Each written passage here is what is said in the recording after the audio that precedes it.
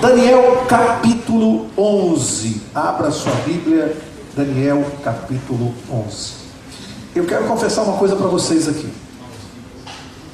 Bíblias, quem quiser acompanhar Daniel capítulo 11 e não trouxe a Bíblia, é só erguer a mão. Temos Bíblias lá atrás e a Bíblia chegará até você, tá? Então quem quiser, ergue a mão, a Bíblia vem até o seu banco, tá bom? A confissão que eu queria fazer para vocês aqui no início de Daniel 11 é a seguinte: em todos os capítulos proféticos estudados até agora, e aqui eu incluo os 22 de Apocalipse e até agora 10 de Daniel, de todos, estudando eu particularmente considero este capítulo desta noite o mais difícil de todos. O capítulo 11 de Daniel, por isso que eu comecei a entender por que o pastor Marcelo vivia brincando comigo, porque o pastor Marcelo gosta muito de brincar comigo. E na saída, nós íamos estudando, capítulo 2 ou 3, ele me cumprimentava na saída e dizia assim: eu quero ver o 11. Ele chegava: eu quero ver o 11, está chegando, e de fato chegou. É um capítulo difícil, talvez não tanto de entender, mas talvez mais difícil de explicar.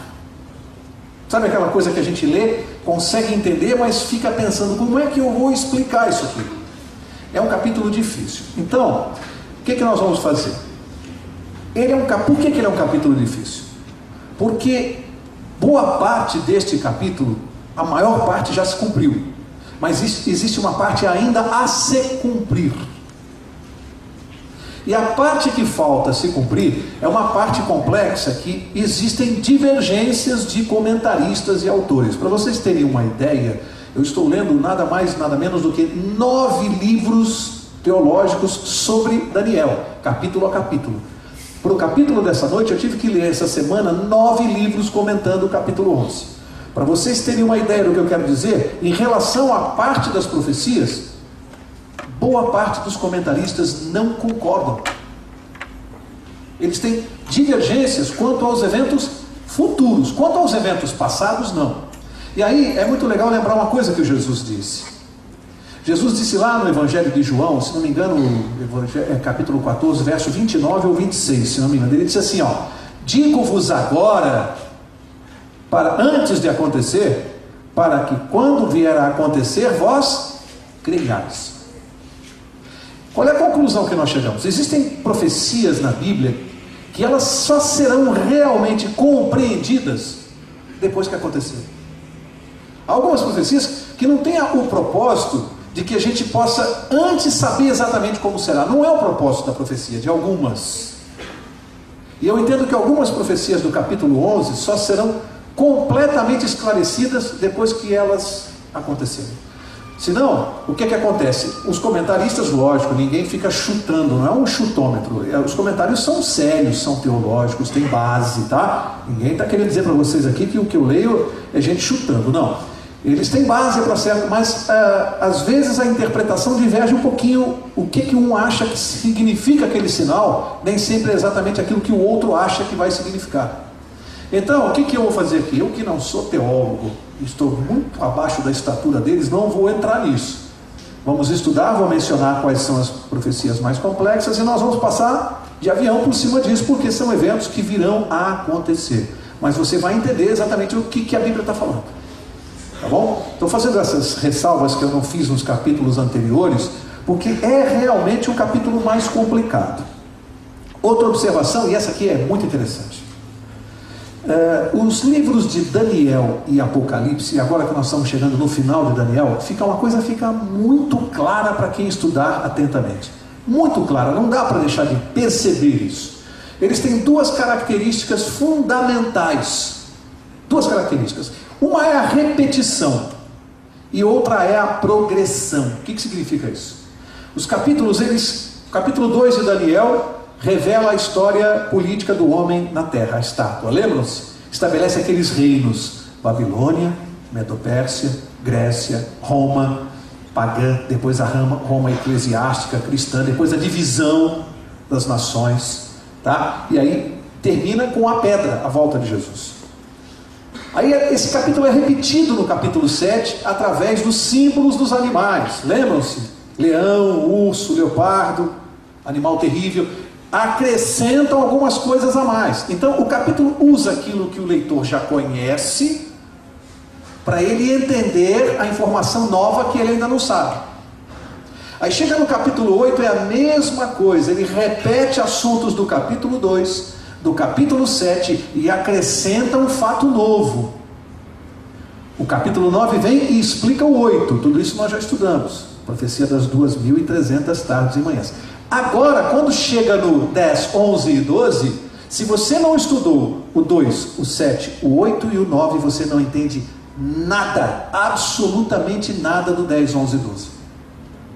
Esse capítulo ele vai repetir, vocês vão ver que ele vai repetir assuntos. Vamos voltar a falar de Medo-Pérsia, de Grécia, de Roma, está muito claro, para que nós possamos compreender o que ele traz de novo, que não está nos outros capítulos. Ok? Estou falando muito, abre lá, vamos ler Daniel, capítulo 11, verso 1, e diz assim, vou ler o 1 e o 2. Mas esse eu aqui, que a gente está falando é o anjo Gabriel, tá? Gabriel falando, o anjo. Mas eu, no primeiro ano de Dario, o Medo, me levantei para fortalecer e animar. Portanto, a profecia neste capítulo já parte de que reino, de que império? Medo-Pérsia. Por quê? Porque quem está reinando é Dario. A Babilônia já foi para o espaço, já foi conquistada. Então ele já está aqui partindo da Medo-Pérsia. Eu, no primeiro ano de Dario, o Medo, me levantei para fortalecer e animar. Verso 2. Agora eu te declararei a verdade.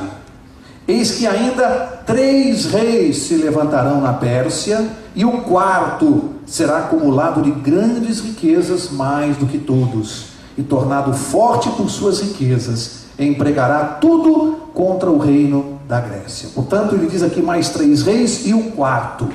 Já estudamos isso quanto a Medo-Pérsia, mas aqui tem um detalhe a mais. Olha, a profecia ela é repetida e ela é ampliada, ela é mais detalhada. Por quê? Porque aqui diz que no reino da Medo-Pérsia teriam, depois de Ciro, mais 4 reis, ainda na Medo-Pérsia. Aí você vai à história, e a história conta para nós o seguinte: quais foram os reis que surgiram na Pérsia depois de Ciro?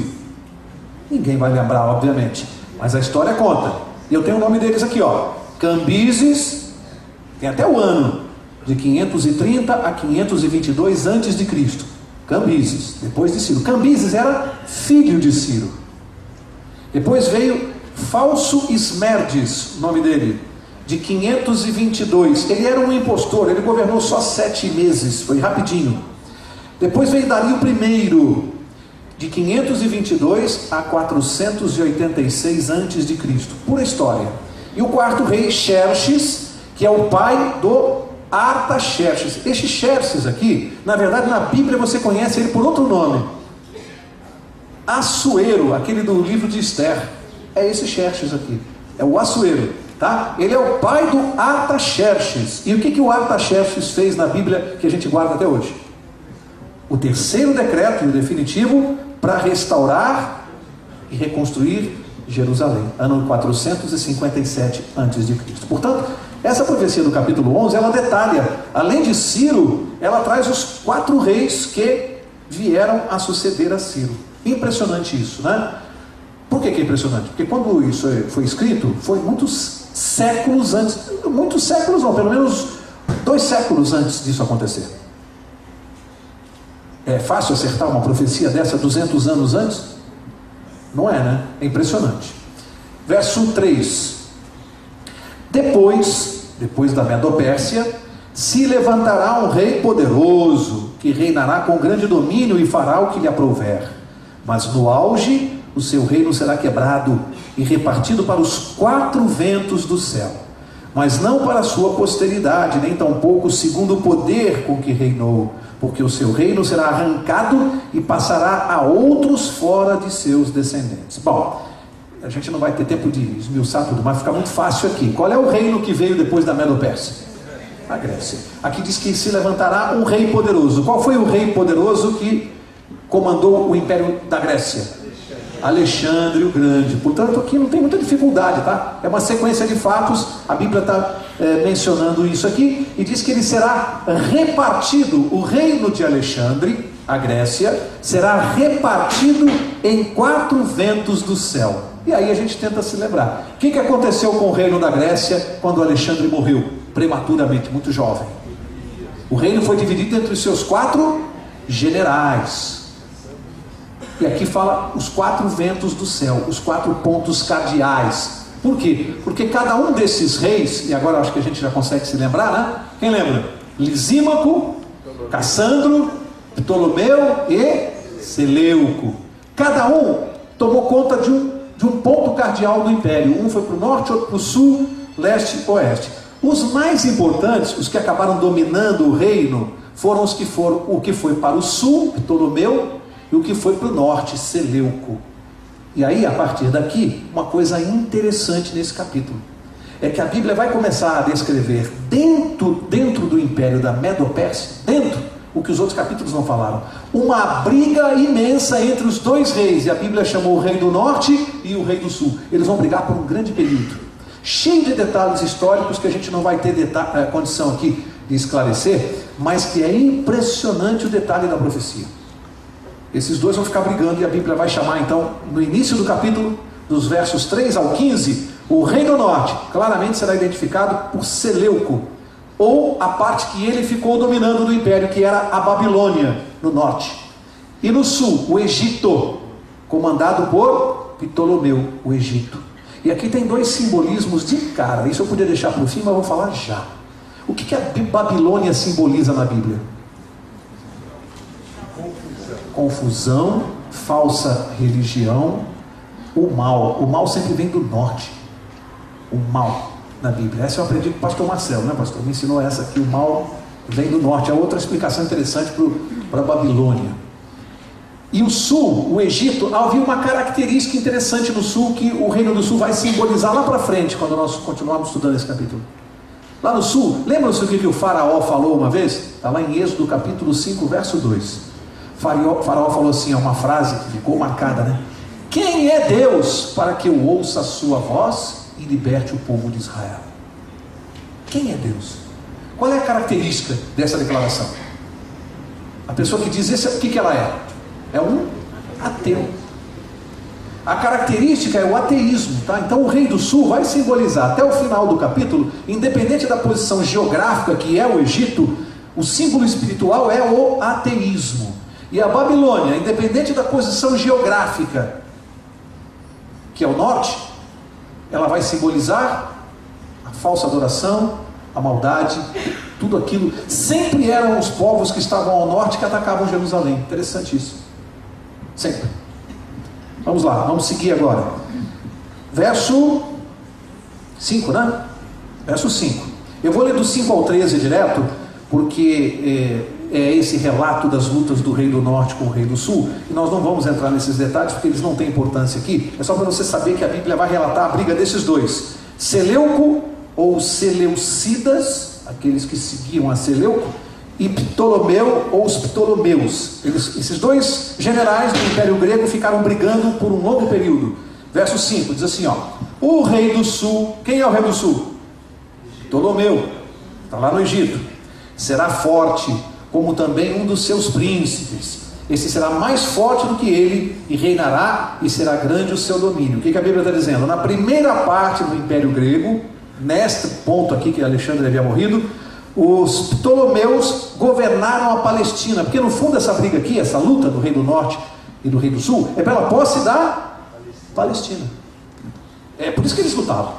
Então na primeira parte, os Ptolomeus lá no Egito comandaram a Palestina, e na segunda parte, lá na Babilônia, na Síria, os Seleucos comandaram a Palestina.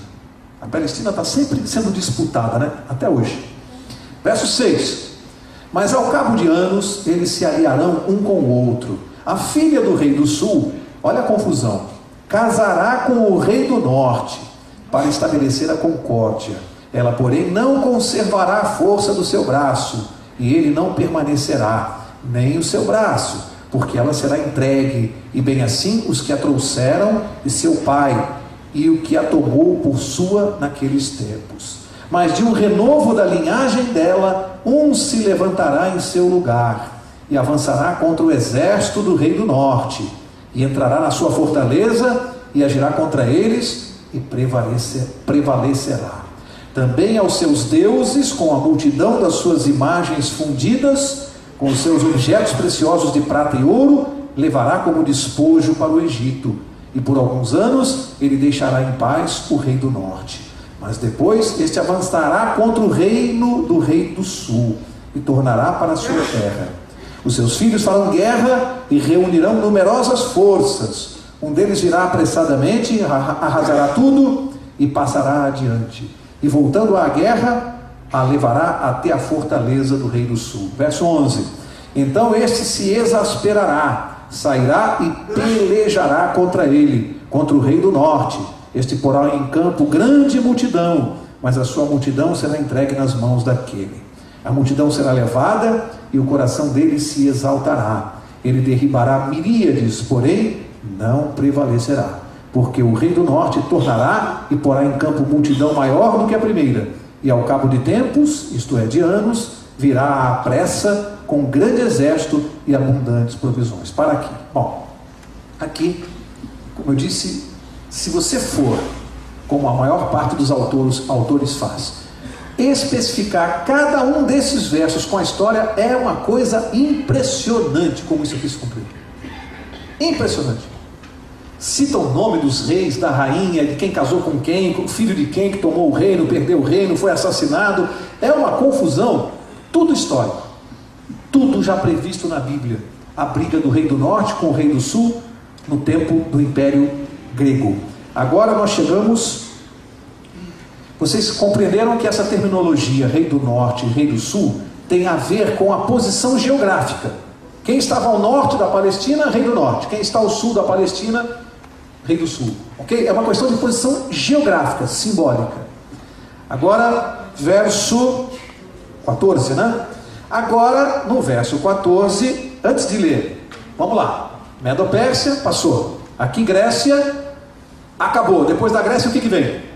Roma. Então vamos começar a ler os versos. A partir do 14, entra em cena a Roma imperial, a Roma dos Césares, tá? Vamos ler então a partir do verso 14. Do 14 ao 20, a profecia vai tratar agora da Roma imperial.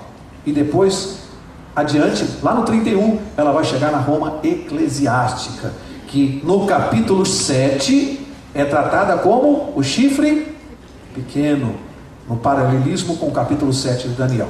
Verso 14. Naqueles tempos se levantarão muitos contra o rei do sul, também os dados à violência dentre o teu povo. É interessante que algumas traduções devem estar aí, os prevaricadores do teu povo. Essa expressão é importante. Se levantarão para cumprirem a profecia, mas cairão. O rei do norte virá, levantará baluartes e tomará cidades fortificadas. Os braços do sul não poderão resistir, nem o seu povo escolhido, pois não haverá força para resistir. Olha só, o que pois vier contra ele, fará o que bem quiser, e ninguém poderá resistir a ele. Estará na terra gloriosa, e tudo estará em suas mãos. Para aqui um pouquinho. Onde é a terra gloriosa?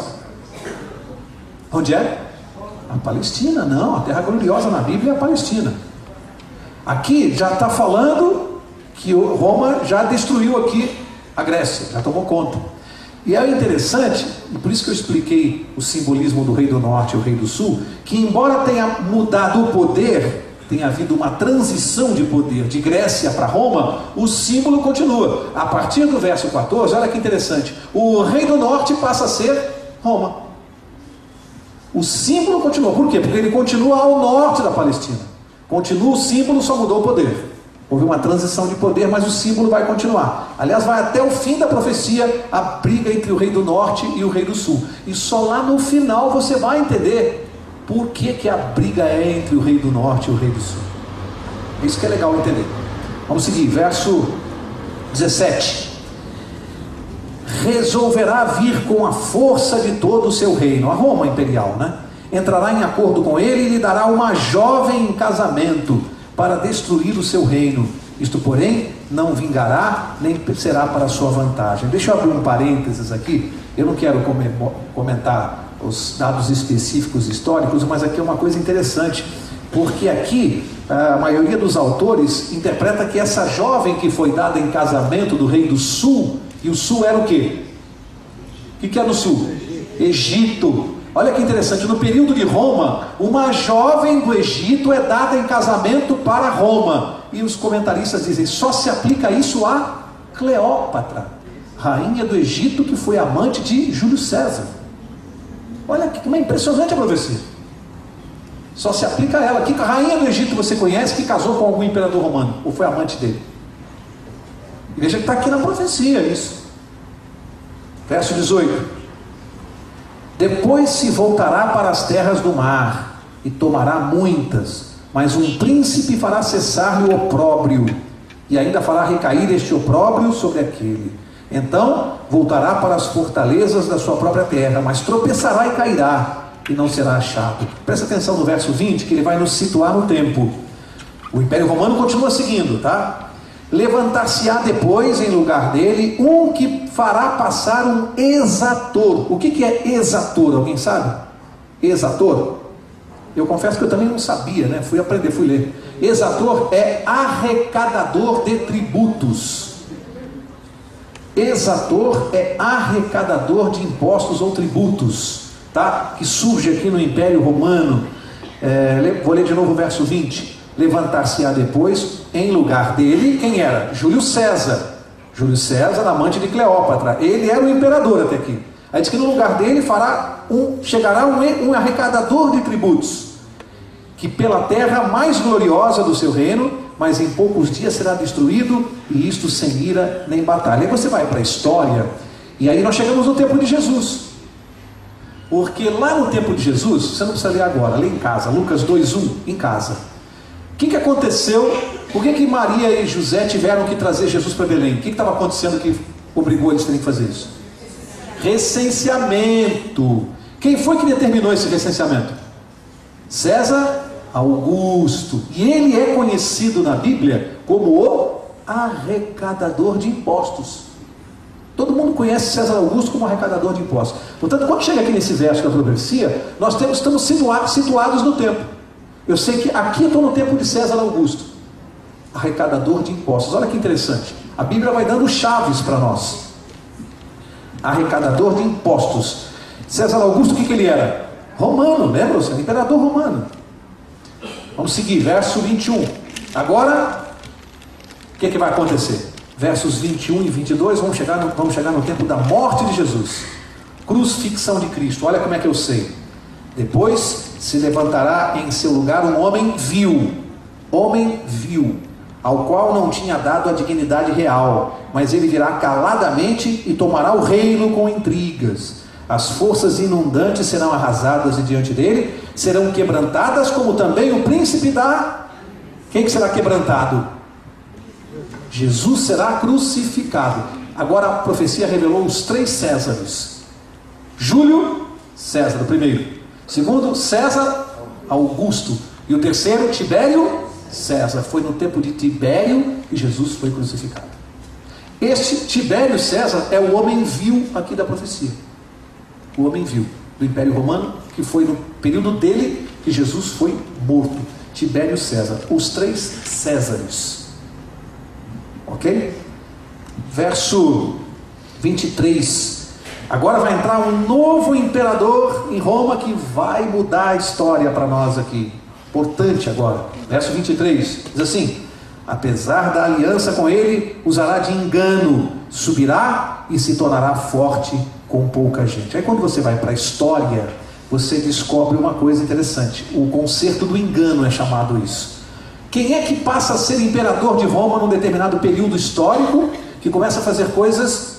Ele fez um concerto com o povo de Deus e com o paganismo. Ele uniu a igreja, ele uniu o cristianismo com o paganismo. Que imperador fez isso?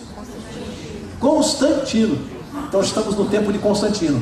Qual era o tempo de Constantino na história? Bom, eu sei que o decreto dele, que instituiu a primeira lei dominical, guardem isso. Amigo, Já teve um imperador que já determinou obrigatoriamente a guarda do domingo. Isso vai voltar a acontecer? Aconteceu lá na história, a história vai se repetir. A data do decreto é 321 a.C., ou depois de Cristo. 321 depois de Cristo, é a data. Portanto, eu já sei em que ano eu estou aqui. Está falando de Constantino. O que Constantino fez de grave? Por que a Bíblia chama do conserto do engano? Ele fez uma coisa muito séria, perigosa. Foi Constantino quem introduziu o paganismo dentro da igreja. Primeiro que ele começaram a espalhar que ele tinha se convertido. Ele era um romano, um ateu. E começaram a dizer que ele se converteu ao cristianismo. Como é que ele podia se converter se a lei que ele promulgou obrigava a guarda do domingo? Por quê? Por que ele mandou guardar o domingo? Porque ele, como ateu, adorava o Deus Sol. O que quer dizer Sunday, domingo? O que quer dizer Sunday? Dia do Sol. Portanto, que conversão é essa de alguém que manda adorar o dia do Deus Sol? Falsa conversão. E aí o que ele fez? Foi através ou por intermédio de Constantino que começaram a entrar na igreja cristã todas as cerimônias que vieram do paganismo. Eu não vou aqui me estender em muitos detalhes não, porque a gente não quer agredir a religião de ninguém, mas se você for olhar, amigo, é uma coisa triste, hein?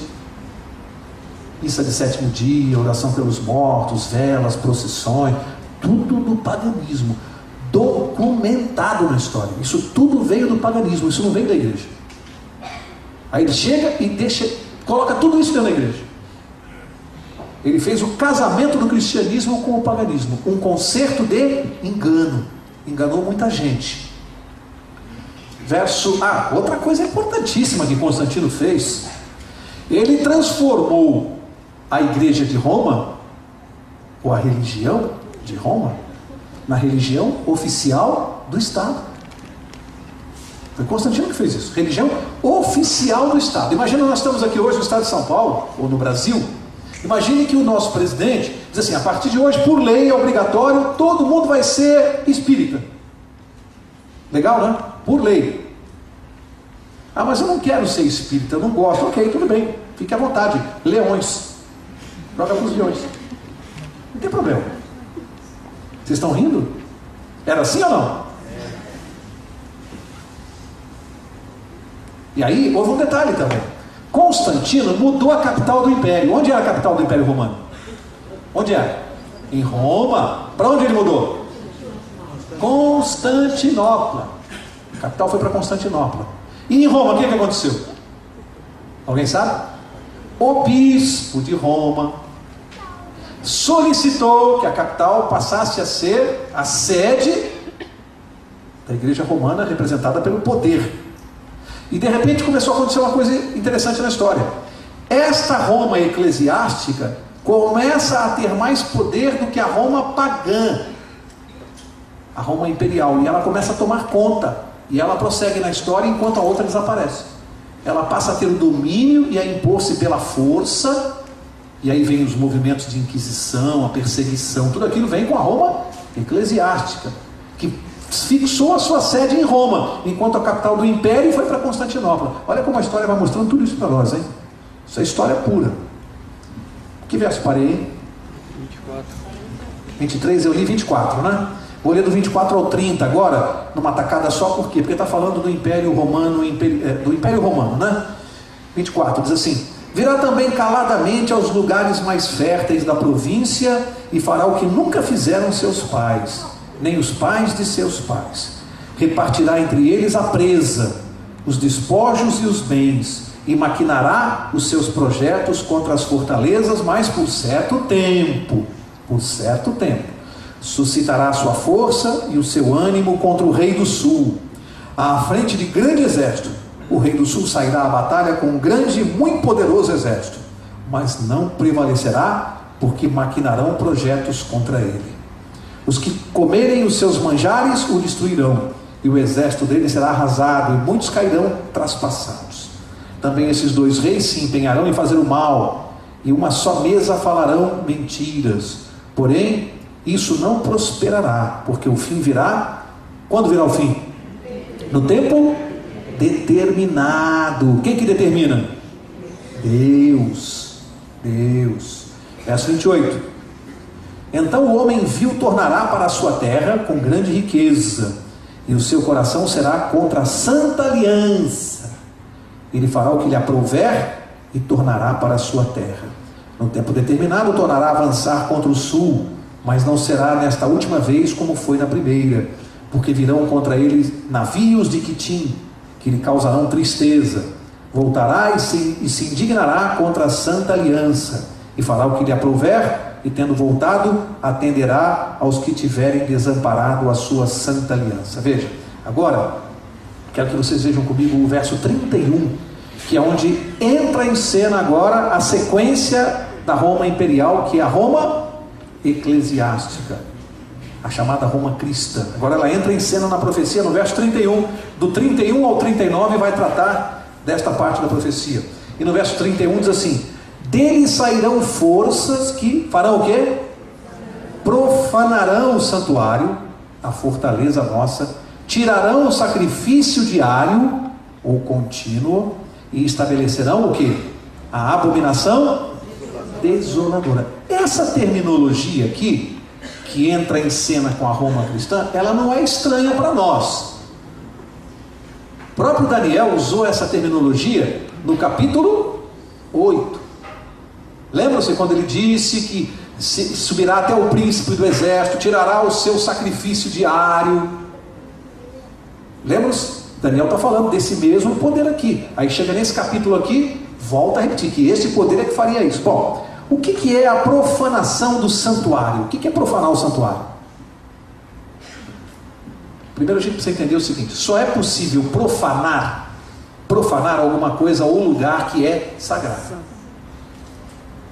Você não consegue profanar o que não é sagrado. Profanação é só para o que é sagrado, lugar ou coisa. Quando fala que vai profanar o santuário, é uma coisa muito séria, porque o santuário é sagrado. Como é que se profana o santuário? Aqui, obviamente, pelo estudo dos capítulos 8 e 9, nós já sabemos que santuário é esse: terrestre ou celestial? Celestial, aqui celestial, já sabemos. Como é que se profana o santuário celestial onde Jesus está hoje ministrando? Como é que esse poder pode fazer isso? Que a gente precisa entender. Como esse poder religioso, por isso que é uma profanação, porque é uma profanação de uma coisa religiosa e sagrada. Como é que esse poder ia fazer isso? Veja, é quando você substitui o ministério de Cristo por uma contrafação humana. Aliás, contrafação é uma palavra muito, faz parte do meu dia a dia, porque como advogado, a minha área de atuação, contrafação, não sei quem sabe, é o nome de um crime específico, de um delito. Para quem não sabe, contrafação é o crime de reproduzir uma marca, um símbolo. Quando você copia uma marca numa roupa, quando você reproduz uma roupa falsificada, o crime que essa pessoa comete em direito chama-se o crime de contrafação. Contrafazer, imitar, reproduzir, contrafazer, contrafação. Contrafação do trabalho de Cristo é uma coisa grave, não? Você tentar imitar, é uma coisa falsa. E como é que esse poder pode fazer isso? No momento que esse poder diz que ele é o representante de Deus na terra, ele é o intercessor entre o homem e Deus, ele está contrafazendo o ministério de Cristo no santuário. É grave isso? A Bíblia chama de profanar o santuário. Existem outras atitudes desse poder que também implicam tirar o sacrifício contínuo. Nós estudamos isso no capítulo 8, né? O que é tirar o sacrifício contínuo, aquele ministério de Cristo no santuário celestial. Não dá para voltar isso agora, ok? E trazer então a abominação assoladora. Quem usou essa expressão na Bíblia depois de Daniel? Jesus Cristo. Jesus falou assim: quem ouviu o que o profeta Daniel falou da abominação assoladora, o que ele falou? Leia e entenda. Jesus disse que o que esse poder faria seria uma abominação assoladora. É algo terrível isso. Um poder religioso fazendo isso. Vamos seguir. Que verso eu parei? 32. Aos violadores da aliança, ele com lisonjas perverterá, mas o povo que conhece ao seu Deus se tornará forte e ativo. Interessante, né? O povo que conhece ao seu Deus, em todos os tempos, sempre haverá os que são fiéis a Deus. Sempre, sempre. Em todo o tempo da existência do homem na terra, sempre vai haver os que são fiéis, mesmo nas maiores adversidades. Aqueles que conhecem ao seu Deus. Verso 33. Os sábios entre o povo ensinarão a muitos, todavia cairão pela espada e pelo fogo, pelo cativeiro e pelo roubo por algum tempo. Por algum tempo. O que você lembra aqui? Os fiéis vão cair pela espada, pelo fogo. Onde está chegando na profecia? Lembra lá, Daniel 7, 25? Proferirá palavras contra o Altíssimo, esse poder, chifre pequeno. Destruirá os santos do Altíssimo. Por quanto tempo? Um tempo? 2 tempos? Metade de um tempo. Quanto significa isso em anos? 1260 anos. Aqui está reproduzindo isso. Fará isso por um tempo determinado. Verso 34. Ao caírem eles, serão ajudados com pequeno socorro, mas muitos se ajuntarão a eles com lisonjas. Alguns dos sábios cairão para serem provados, purificados e embranquecidos até ao tempo do fim, porque se dará ainda no tempo determinado. Este rei, ó, aqui não começa um novo império, este mesmo rei, não tem um outro império que vem depois. Este rei fará segundo a sua vontade, e se levantará e se engrandecerá. Presta atenção nesses detalhes. O que ele vai fazer? Se engrandecerá sobre todo Deus, contra o Deus dos deuses falará coisas incríveis e será próspero, até que se cumpra a indignação, porque aquilo que está determinado será feito. Lembra lá do paralelo com Daniel 7 e 8? Aqui diz que se engrandecerá. Se engrandecerá. O que o chifre pequeno fazia? Daniel 8. Se engrandeceu até o príncipe dos exércitos. Se engrandeceu. É o mesmo poder. Depois diz que ele falará coisas incríveis contra Deus. Daniel 7, 25. Proferirá palavras contra o Altíssimo. É o mesmo poder do chifre pequeno. É um paralelo. O rei do norte aqui é o mesmo representante do chifre pequeno. Verso 37. Não terá respeito aos deuses de seus pais, nem ao desejo de mulheres, nem a qualquer deus, porque sobretudo se engrandecerá. Para aqui um pouquinho, que é uma coisa interessante. Eu mencionei algumas divergências entre autores. Eu vou citar isso aqui apenas como exemplo. Aqui nesse verso, alguns autores divergem. Uns têm a seguinte posição. Nós já estudamos aqui o que significa mulher em profecia. Igreja. Portanto, a maior parte dos autores interpreta esse verso aqui, que diz que esse poder não obedecerá ao desejo das mulheres. Interpretam assim: ele se coloca acima e além das igrejas. Ele se denomina a igreja de Deus, o representante de Deus na terra, e ignora simplesmente as outras igrejas. Nesse período que nós estamos vivendo, quando se fala do ecumenismo, e tem gente que vai entrar nesse engano pensando: está vendo, esse poder religioso quer unir todas as religiões. Segundo esta profecia, mentira. O que ele quer é colocar-se como chefe de todas as igrejas, é comandar o final do mundo como chefe das igrejas. A maioria dos comentaristas interpretam desta maneira essa questão das mulheres, mas eu também li autores dizendo o seguinte, que também pode significar que, como os representantes dessa igreja são proibidos de se casarem, eles não atendem ao desejo das mulheres. É uma interpretação. Não me parece a mais correta, porque mulheres em profecia significam igrejas, mas curiosamente, neste caso, a interpretação literal também faz sentido. A interpretação literal também faz sentido, mas eu prefiro ficar com a maneira profética de se entender este verso. Só para vocês terem uma ideia como é difícil você tentar harmonizar o que os autores pensam para transmitir, né? Quem sou eu para avaliar quem está falando certo ou errado? Eu não tenho a menor condição, né? Então a gente pede para o Espírito Santo fazer isso. E qual é a outra situação? Evitar o ponto polêmico. Onde eles polemizam, eu caio fora e não entro no assunto, né? Verso 38. Mas em lugar dos deuses, honrará o Deus das fortalezas. Há um Deus que seus pais não conheceram.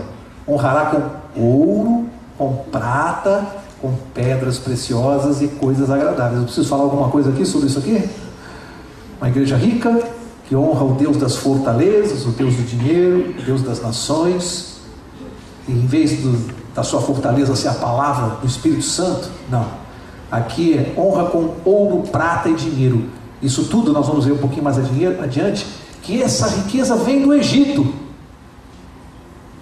Ou seja, olha que coisa interessante, todo o capital que está no ateísmo vai peregrinar, vai ser transferido para esse poder no final dos tempos. Vai ficar cada vez mais rico, porque vai receber doações volumosas de dinheiro, até para poder prosseguir com a sua tarefa na terra. Interessante, eu anotei uma coisa aqui que me chamou muito a atenção. Sabe o que Napoleão Bonaparte disse uma vez? Napoleão disse a seguinte frase, e eu anotei porque não foi dita pelo Mauro, nem pelo pastor Sandro. Se fosse por um de nós, não teria tamanha dimensão. Mas olha o que Napoleão Bonaparte disse. Isso aqui está no livro Bertrand Memoires, de Paris, 1844. Napoleão disse o seguinte, abre aspas, Alexandre, César, Carlos Magno e eu, Napoleão, fundamos grandes impérios, mas do que dependia a nossa genialidade? Ele responde, do uso da força.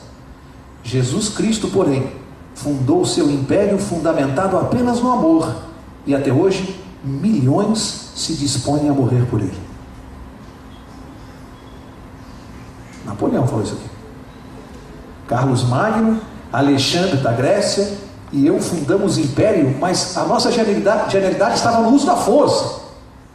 Jesus fundou o império do amor, não usou a força, usou o amor, e milhões de pessoas até hoje morrem por ele. Alguém hoje morre por Alexandre, por Carlos Magno, por Napoleão? Olha o que esse homem disse, eu achei interessante e anotei aqui. Verso 39, vamos correr para terminar. 39. Com o auxílio de um Deus estranho, agirá contra as poderosas fortalezas, e aos que o reconhecerem, multiplicar-lhes-á a honra, e fá-los-á reinar sobre muitos, e lhes repartirá a terra por prêmio. Agora, a partir do verso 40, preste atenção agora estamos chegando no fim, faltam só 5 versos. Agora vem a parte que está para se cumprir. A partir do verso 40, essas profecias ainda não se cumpriram. Então, nós temos que ter muita calma nessa hora, como se diz, né? Muita calma nessa hora, para entender o que vem pela frente e um certo sentido lógico do que vem pela frente. Então, muita calma nessa hora. Verso 40. No tempo do fim, leia assim, nos nossos dias. Isso aqui agora é para nós. O que vem pela frente agora? No tempo do fim, o rei do sul, e aqui é que eu digo que ele simboliza o ateísmo. No tempo do fim, vem lá do Egito, símbolo, o ateísmo, lutará com ele quem? O rei do norte. Quem está simbolizando o rei do norte aqui, agora nesse momento histórico? O sistema religioso falso, o rei do norte. Eu não vou dizer qual é o poder, você sabe, eu não quero mencionar. Você sabe qual é o poder que está representando a Roma eclesiástica. Eu não quero citar para não agredir ninguém, mas claramente esse é o rei do norte, tá? Ele vai entrar em conflito com o rei do sul, que é o ateísmo. Gente, isso não aconteceu ainda. A igreja cristã vai entrar em conflito contra o ateísmo.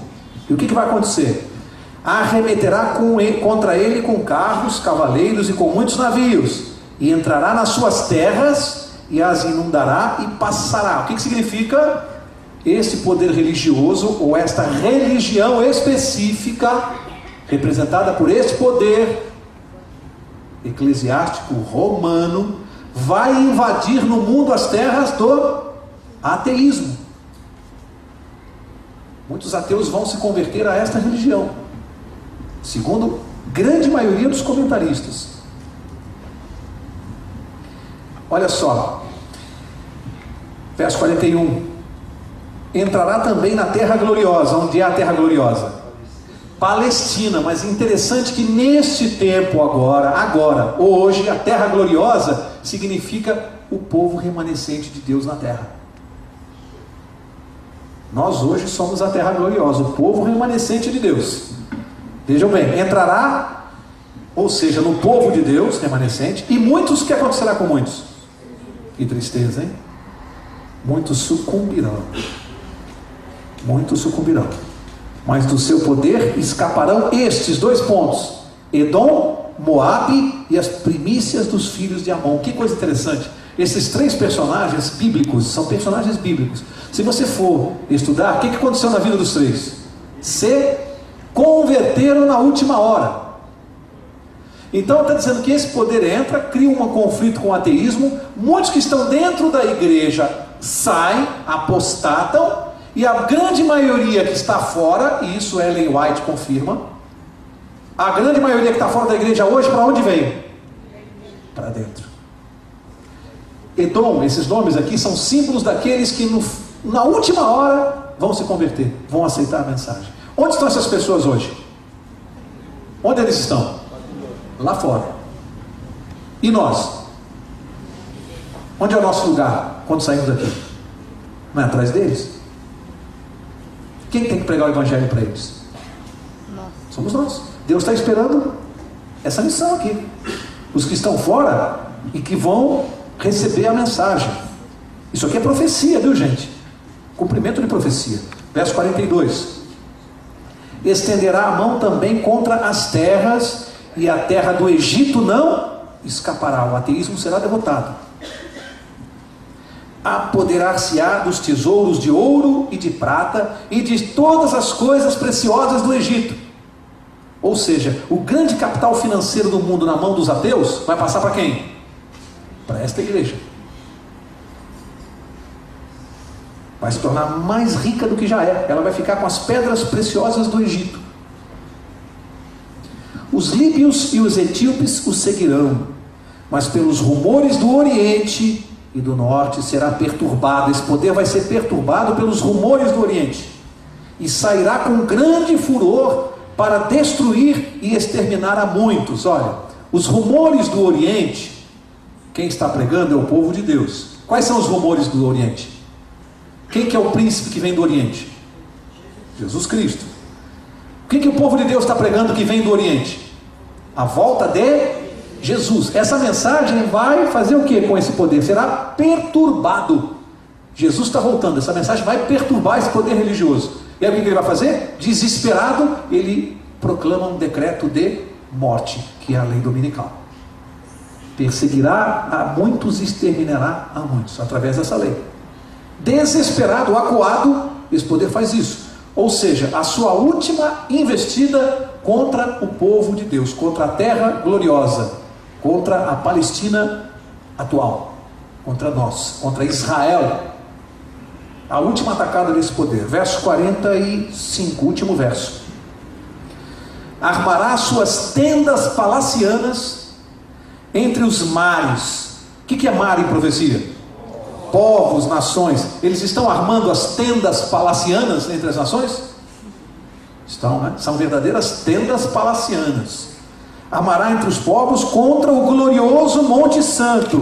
O que simboliza aqui o glorioso Monte Santo? Só pode simbolizar o santuário celestial, onde Jesus está neste momento no julgamento final, no juízo final. Final do verso: mas chegará ao seu fim, e não haverá quem o socorra. Destruição final deste poder religioso na terra, profetizado aqui. Será destruído. Você quer saber mais detalhes? Você tem que vir aqui na próxima quarta-feira, capítulo 12. Capítulo 12 vai encerrar isso aqui. Não acabou aqui. Isso aqui é o penúltimo capítulo da novela. Sabe quando a Globo fala assim: amanhã não perca, o último capítulo, é quarta-feira que vem, você vai saber como isso vai acontecer. Eu quero encerrar dizendo para vocês uma coisa. Nós estamos aqui vivendo um momento muito peculiar e especial da história, porque nós estamos aqui na profecia, nessa parte que não se cumpriu ainda. Vai ser exatamente assim como eu expliquei?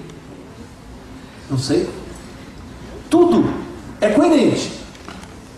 Os autores convergem nesse aspecto, mas pode ter alguns detalhes aqui que a gente não sabe. Vai saber depois que se cumprir. mas é coerente por tudo que a gente vem estudando. Os últimos 5 versos é para nós aguardarmos. Os últimos 5 versos são para nós aguardarmos. E como se fala muito aqui de justiça, porque o que a Bíblia está tratando aqui é uma coisa muito séria. Tem que ser feita justiça contra esse poder religioso. Um sistema que massacrou o povo de Deus por séculos, profanou o santuário de Deus, se intitulou representante de Deus na terra. Isso não vai terminar em pizza. Isso não vai terminar em pizza. É o que a Bíblia está dizendo. Isso aqui não é congresso humano. Isso aqui é tribunal de Deus. Não vai terminar em pizza. Deus está dizendo, não vai.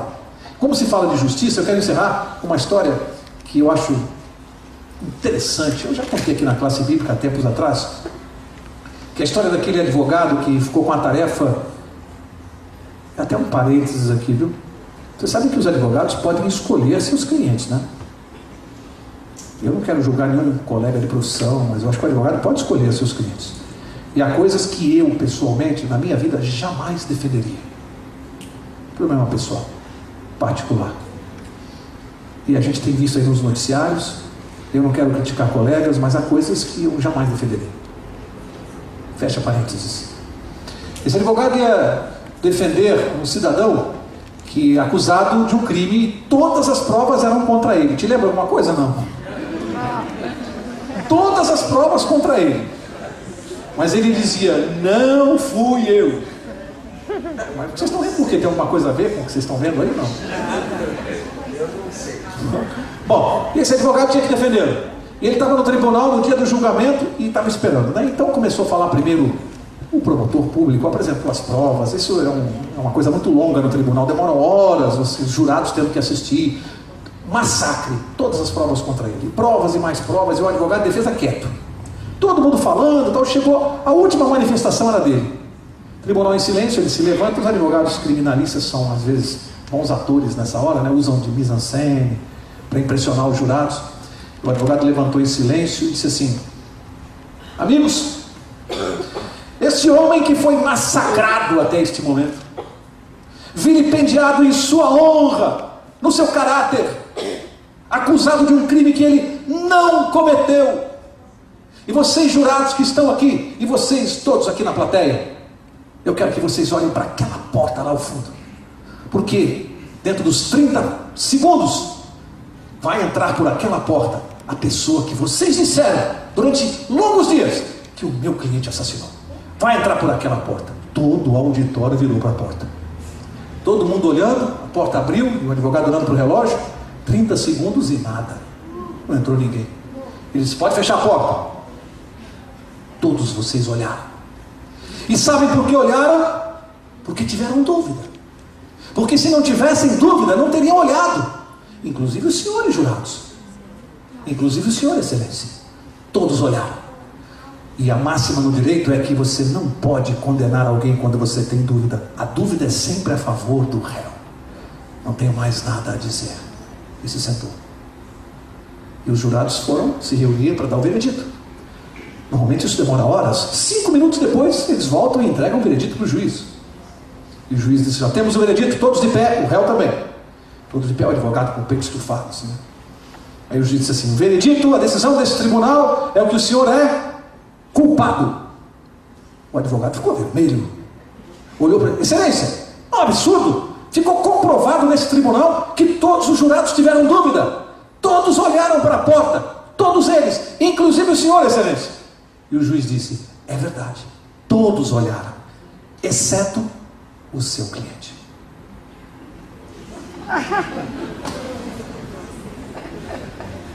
A mentira tem pernas curtas.